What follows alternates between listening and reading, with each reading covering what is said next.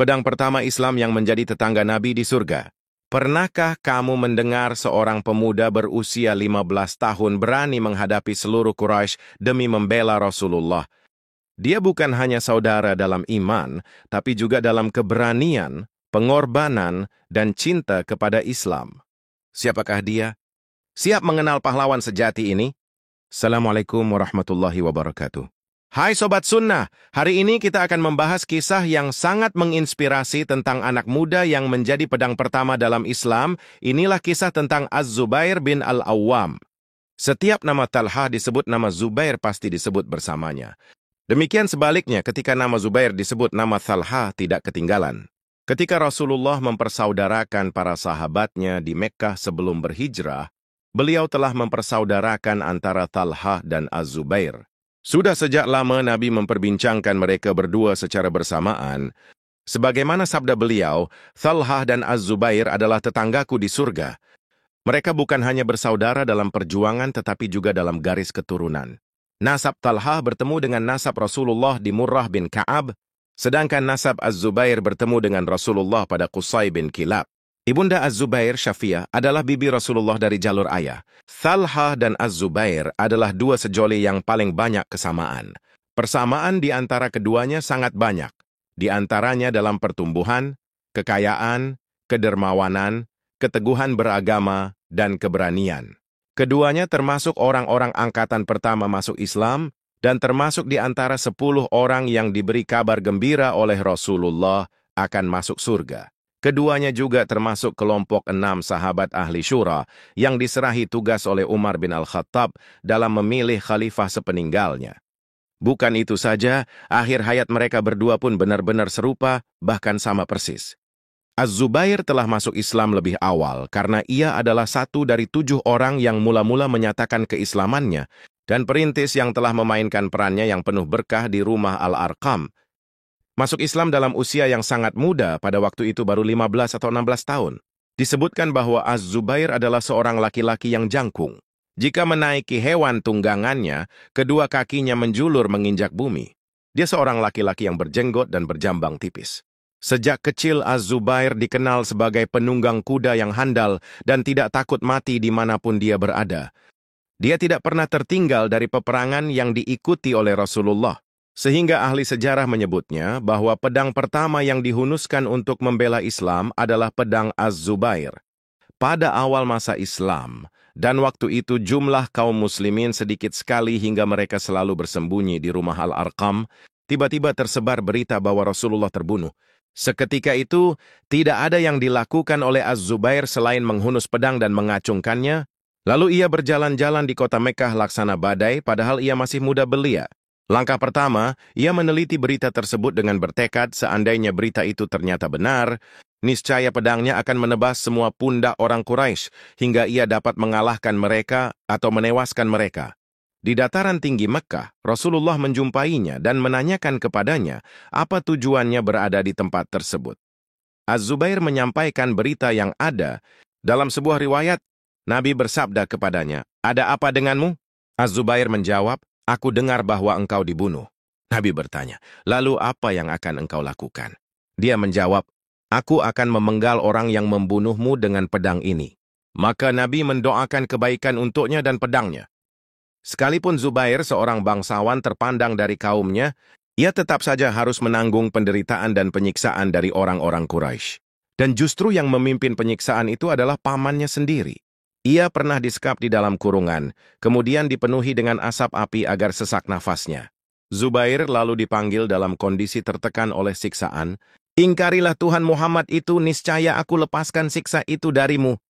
Tawaran itu dijawab oleh Az-Zubair, yang pada waktu itu masih dalam masa pertumbuhan dan belum kuat tulangnya, dengan kata-kata yang pedas dan mengejutkan, "Tidak, demi Allah, aku tidak akan kembali kepada kekafiran untuk selama-lamanya."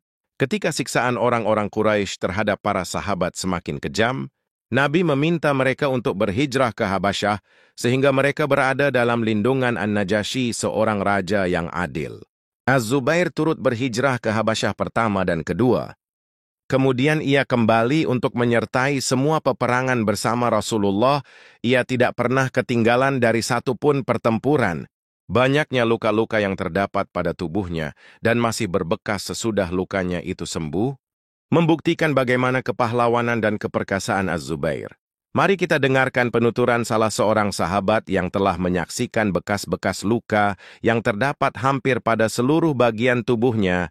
Aku pernah menemani Az-Zubair bin Al-Awwam pada sebagian perjalanan dan aku melihat tubuhnya. Aku melihat banyak sekali bekas luka goresan pedang, dan di dadanya terdapat seperti mata air yang dalam.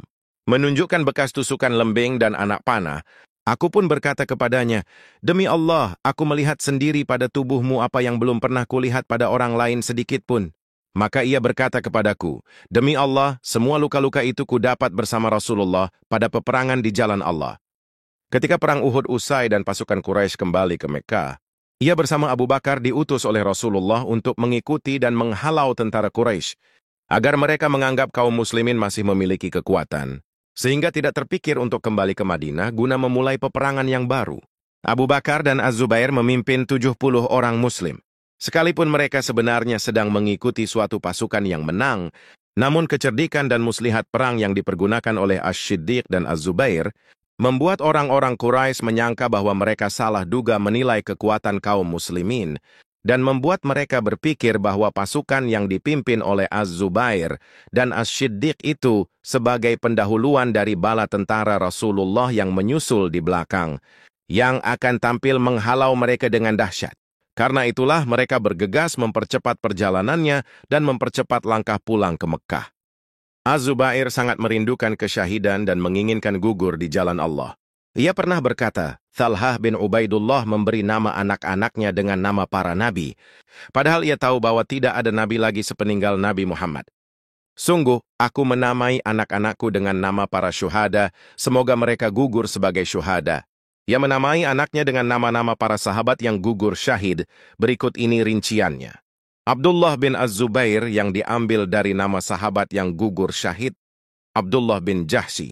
Al-Munzir diambil dari nama sahabat yang syahid, Al-Munzir bin Amr. Urwah diambil dari nama sahabat yang gugur syahid, Urwah bin Amr. Hamzah diambil dari nama syahid yang mulia, Hamzah bin Abdul Muttalib. Ja'far diambil dari nama syahid yang agung, Ja'far bin Abu Thalib. Mus'ab diambil dari nama sahabat yang syahid, Mus'ab bin Umair. Khalid diambil dari nama sahabat Khalid bin Sa'id. Seterusnya, ia memilih untuk anak-anaknya nama para syuhada, dengan harapan agar mereka menemui ajalnya sebagai syuhada. Tentang riwayat hidupnya ada yang mengatakan, ia tidak pernah memerintah satu daerah pun, tidak pula mengumpulkan pungutan, pajak, atau lainnya, hanya berperang di jalan Allah. Kelebihannya sebagai prajurit perang tergambar pada kepercayaan terhadap dirinya sendiri yang sempurna. Sekalipun 100.000 orang menyertainya di medan tempur, engkau akan melihat bahwa ia berperang seakan-akan sendirian di arena pertempuran dan seolah-olah tanggung jawab perang dan kemenangan terpikul di atas pundaknya sendiri. Keistimewaannya sebagai pejuang terlukis pada keteguhan hatinya dan kekuatan akalnya. Pada perang Uhud ia menyaksikan jasad pamannya Hamzah yang telah disayat-sayat oleh orang-orang musyrik dengan kejam. Ia berdiri di depannya sambil menggeretakkan gigi-giginya karena marah dan memegang pedangnya. Tidak ada yang terpikir olehnya selain mengadakan pembalasan yang setimpal, tetapi wahyu segera datang melarang Rasulullah dan kaum muslimin meski hanya memikirkan persoalan itu. Ketika pengepungan terhadap Bani Quraidah sudah berjalan lama tanpa membawa hasil, Rasulullah mengirim Az-Zubair bersama Ali bin Abu Thalib. Ia berdiri di depan benteng musuh yang kuat sambil mengulang-ulang ucapannya, "Demi Allah, biarlah kami merasakan apa yang dirasakan Hamzah, bila kami tidak mampu menundukkan benteng mereka." Kemudian ia terjun ke dalam benteng hanya berdua saja dengan Ali. Dengan kekuatan berpikir yang menakjubkan, mereka berdua berhasil membuat musuh yang bertahan dalam benteng merasa ketakutan. Dan akhirnya mereka berdua berhasil membuka pintu benteng tersebut bagi kaum muslimin. Pada perang Hunain, Az-Zubair melihat pemimpin suku Hawazin, Malik bin Auf, yang juga menjadi panglima pasukan musyrik dalam perang tersebut. Ia melihatnya setelah lari bersama pasukannya dari medan perang Hunain, dan sedang berdua di tengah-tengah gerombolan besar rekan-rekannya bersama sisa pasukan yang kalah. Secara tiba-tiba ia menyerbu rombongan itu seorang diri, dan membuat kesatuan mereka kocar-kacir. Kemudian ia menghalau mereka dari tempat persembunyian yang mereka gunakan sebagai markas untuk menyergap pemimpin-pemimpin Islam yang baru kembali dari arena peperangan. Kecintaan dan penghargaan Rasulullah terhadap Az-Zubair sangat luar biasa. Beliau sangat membanggakannya dan pernah bersabda tentang dirinya, "Setiap nabi mempunyai pengikut setia, dan pengikut setiaku adalah Az-Zubair bin Al-Awwam."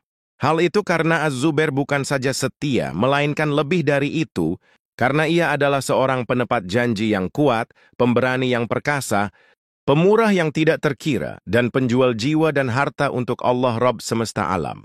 Keberanian dan kemurahan hatinya seimbang laksana dua kuda yang sepadan. Ia telah berhasil mengurus perniagaannya dengan gemilang, kekayaannya melimpah, tetapi semua itu dibelanjakannya untuk membela Islam, sehingga ia sendiri mati dalam kondisi memiliki utang. Tawakalnya kepada Allah merupakan dasar kemurahan hati, sumber keberanian dan pengorbanannya, hingga ia rela menyerahkan nyawa. Ia pernah berwasiat kepada anaknya Abdullah agar melunasi utang-utangnya. "Bila aku tidak mampu membayar utang, mintalah kepada tuanku." Abdullah menanyakan kepadanya, "Tuanku mana yang ayah maksud?" Ia pun menjawab, "Allah sebaik-baik pelindung dan pemberi pertolongan."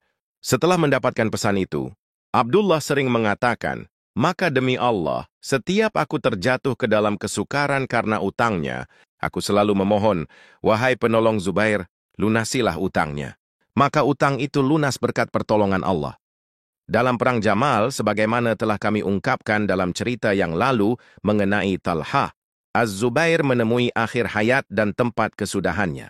Setelah ia menyadari kebenaran dan berlepas tangan dari peperangan, ia selalu diintai oleh golongan yang menghendaki terus berkobarnya api fitnah, dan akhirnya ia ditusuk oleh seorang pembunuh yang curang saat ia sedang lengah, yakni ketika ia sedang sholat menghadap Rabb-nya. Rasulullah juga telah menyampaikan bahwa Az-Zubair akan gugur sebagai syahid. Dari Abu Hurairah bahwa Rasulullah saat di atas gunung Hira, lalu gunung itu bergetar. Maka Rasulullah bersabda, "Tenanglah wahai Hira, di atasmu hanya ada seorang nabi atau siddiq atau syahid." Di atas gunung Hira itu ada Nabi, Abu Bakar, Umar, Utsman, Ali, Talha, Az-Zubair, dan Sa'ad bin Abi Waqqash. Imam An-Nawawi berkata hadits ini mengandung mukjizat Rasulullah. Di antaranya adalah pemberitahuan beliau bahwa mereka adalah syuhada. Mereka semua wafat selain Nabi dan Abu Bakar sebagai syuhada.